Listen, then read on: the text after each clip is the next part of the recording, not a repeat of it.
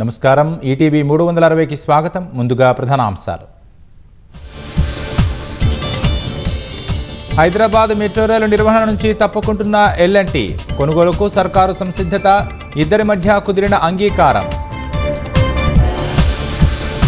Group 1 ఉద్యోగ అభ్యర్థులకు ఈ నెల 27న నియామక పత్రాలు. శిల్పకళా వేదికలో 562 మందికి అందివనున్న సీఎం. అల్పపీడన ప్రభావంతో ఈ నెల 30 వరకు భారీ వర్షాలు.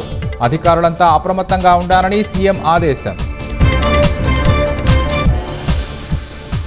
కొత్త మద్యం దుకాణాలకు రేపటి నుంచే దరఖాస్తుల స్వీకరణ. అక్టోబర్ 23న లాటరీ ద్వారా కేటాయించనున్న ఆబ్కారీ శాఖ. సినీ ప్రముఖుల్ని జగన్ అవమానిస్తే ఎవరూ గట్టిగా మాట్లాడలేదన్న బాలకృష్ణ. తన చొరవ వల్లే అప్పట్లో సినిమా టికెట్ల రేట్లు పెరిగాయన్న చిరంజీవి. జీఎస్టీలో సంస్కరణలు నిరంతర ప్రక్రియ అన్న ప్రధాని. ఆర్థిక వ్యవస్థ బలపడితే పన్నుల భారం తగ్గుతుందని స్పష్టీకరణ. 97 తేజస్ యుద్ధ విమానాల కొనుగోలుకు హెచ్ఏఎల్తో కేంద్రం ఒప్పందం. 64% దేశీయ సామర్థ్యమే ఉంటుందన్న రక్షణ శాఖ. రాష్ట్ర వ్యాప్తంగా 5వ రోజు బతుకమ్మ వేడుకలు. సచివాలయంలో ఉద్యోగులతో కలిసి ఆడిన మంత్రులు.